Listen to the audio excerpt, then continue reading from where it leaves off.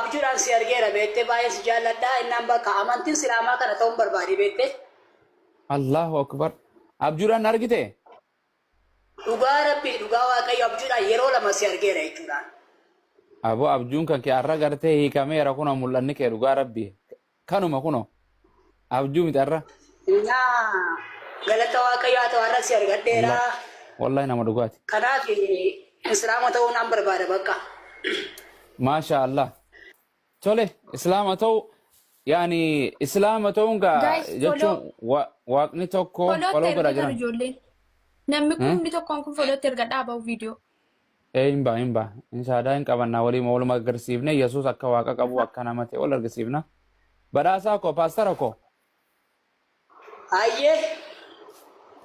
So islaama jechuun akka afaan arabaati afaan oromoo yoo jire masakamu waaqayyoof ajajamu fadha waaqayyoo raawwachuu jechuudha. Yoo ni fi hiikne afaan oromootitti islaam jechuu jedha afaan qubee arabiffaati jecha arabiffaati. Gara oromootitti waaqayyoo fadha waaqayyoo raawwachuu jechuudha. Yesuus fadha waaqayyoo raawwatamoo fadha sayxaanaati. Naafidda dheeraa deebisnee gaaffike. Islaam jechuun Eeshi. nama fadha waaqayyoo raawwatu jechuudha fadha ofii dhiise. Dhugaadha. Kanaaf Yesuus Kiristoos fadha waaqayyoo raawwatamoo fadha namaan raawwata. Fedha waaqayyoo raawwata. Abrahaamoo Museenoo Salamoonoo hundi isaanii fadha waaqayyoo raawwatamoo fadha ofii isaanii raawwatan. Fedha waaqayyoo raawwatan hundumtu isaanii. Goobas Yesuus Kiristoos akka wangeelaatitti waaqayyoo kootii fi waaqayyoo keessan abbaa kootii fi abbaa keessan biratti ol naan ba'a jedheemi. Eeyyee. Yesuus Kiristoos waaqayyoo tokkichaatu biyya lafaatitti gartee ergateemi. Ayyee dhugaadha. Akkasuma Yesuus Kiristoos wangeela gartee Yohaannis boqonnaa 8:40 irratti ani dhugicha isaan waaqayyoo irraa dhaga'e isinitti himeera isin garuu ana nama akkasii ajjeesuu barbaaddu Abrahaam akka kana raawwanne jedhe. Yesuus Kiristoos ani nama jedheemi. Eeyyeen. Wangeelli gartee Yohaannis boqonnaan 3:13 ilma namaa isa waaqarraa gadi bu'e malee homtinuu gara waaqayyootti ol hin baane jedha. Ilmi namaa kan waaqayyoo irraa gadi bu'e san Yesuus himi. Dhugaadha eeyyeen sirriidha. Goobas. Yesuus Kiristoos wangeela keessatti wangeela Maatiyos boqonnaa 15:24 irratti warra koolota badanii karaarraa goran mana Israa'el duwwaaf hin ergame jedhe. Saba Israa'el qajeelchuuf karaa waaqayyoo yaamuuf dukkana keessaa gara ifaa yaamuuf waaqayyoon ergeemi. Dhugaa keeti. So kanaafuu gartee waaqayyoon akkasumatti Qorinxoos keessatti illee Qorinxoos isa duraa lakkoofsa 8 boqonnaa 6 irratti Phaawulos akkana jedha nuuf garuu waaqayyo tokkichaatu jira jedha tokkicha. Innis abbaa isa waan hunduma uumee jedha kan maqaa isaatiif jiraannu jedha akkasumas gooftaa tokko jira innis Yesuusii jedha kan waan hundi ittiin uumamte waaqayyoon tokkichi abbaadha jettee amantaa akkasuma gartee gooftaa Yesuus gartee gooftaa tokko jettee.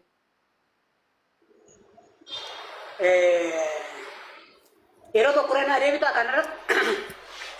Siifin banee dubbisaa qoy. Qorinxoos isa duraa keessatti nuuf garuu Phaawulos akka jedhe nuuf garuu waaqayyo tokkichaa jira innis abbaa isa waan hundumaa uume jedha. Dhugaa eeyyan akka jedhe sirriidha. Okay, wangeela Yohaannis boqonnaa 17 lakkoofsa 3 irrattis si waaqayyo isa tokkicha isa dhugaadha isa Yesuus Kiristoosiin erges beekuun isaanii jireenya bara baraati jedha. Waaqayyoon tokkichi dhugaa abbaa ta'u Yesuus Kiristoos agartee abbaan isa ergamaa ta'uu ni amantaa? Eeyyan dhugaadha. Kanaafuu akkana kan wangeela dhugoomsinaan islaamaa tokko kana dhugoomsaa maarree maaltu islaamummaa irraa agartee if duuka si qabe paastara koo? Eeyyee gaafa gara amantii biraarraa gara amantii biraatti gaafa darbamu lola baay'eetu jira. Dhiibamuu baay'ee jira. Haratamuu baay'ee jira. Kanarratti immoo akkasina bukkee dhaabbattan abdii guutuun qaba. Anis immoo gara amantaa kanaa dhufe baradheen waan jiru hundumaa hojjechuudhaaf qophii guddaan qaba.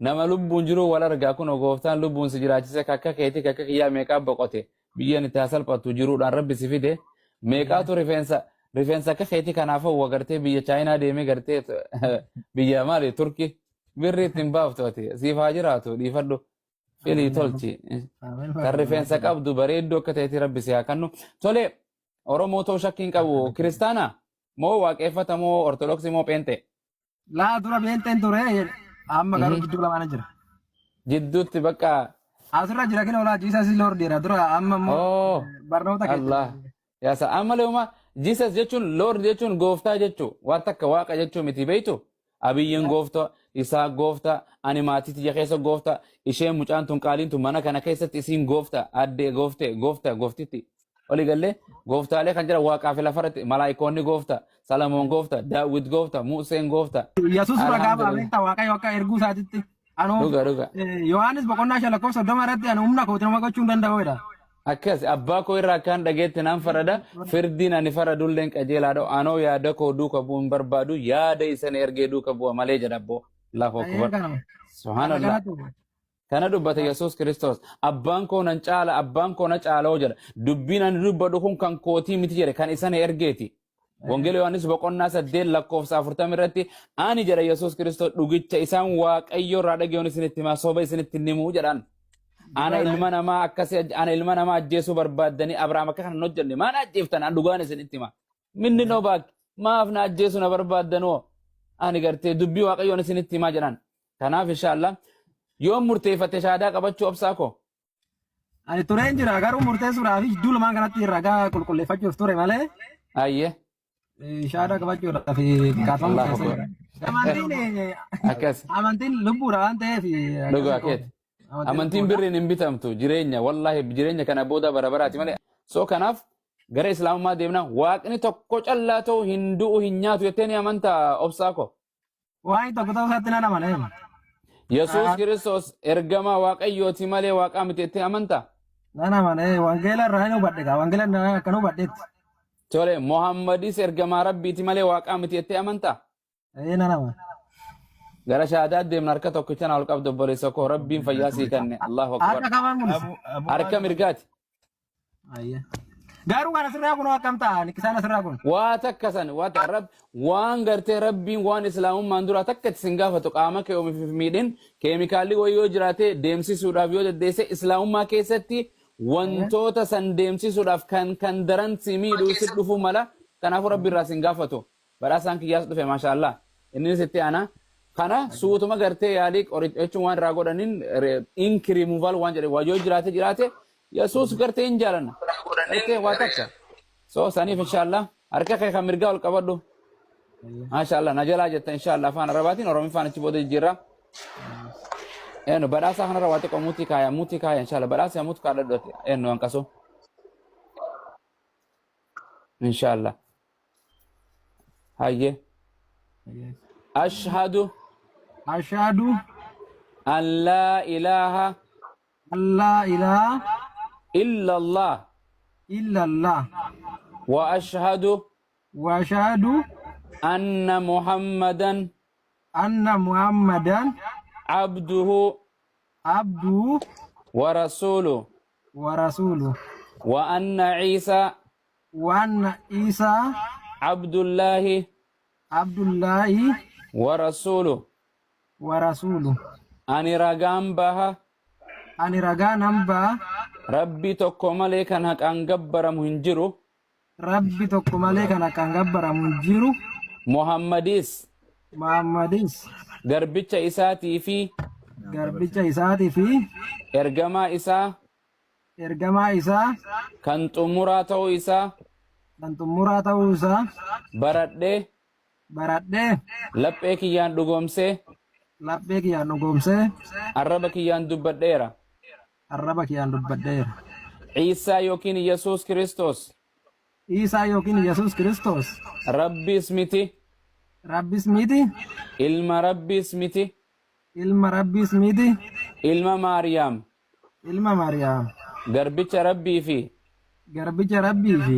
ergamaa Rabbii kan saba Israa'el duwwaaf ergame ta'uu isaa baradhee baradhe hubadhe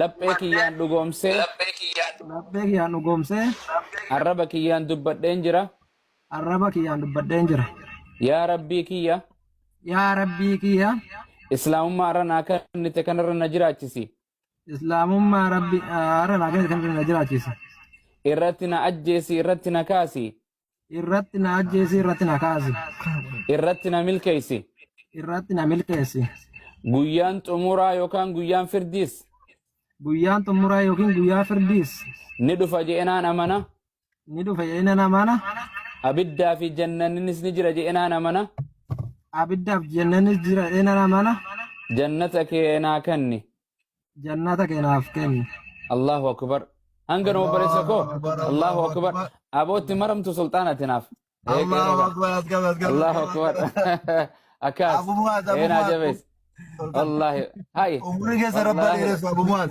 والله عمري بقرب سنجل عكسه माशाल्लाह बागा कम बाये तलफान ابو اسينو سلاسي ركا ابو ولد منفس قدوم نفراتني بر انده ما والله الحمد لله شكرا دعائنا ولا بطل ربنا كسبنا والله ربي سيديس ماجر ربي سجالتي ابليسكم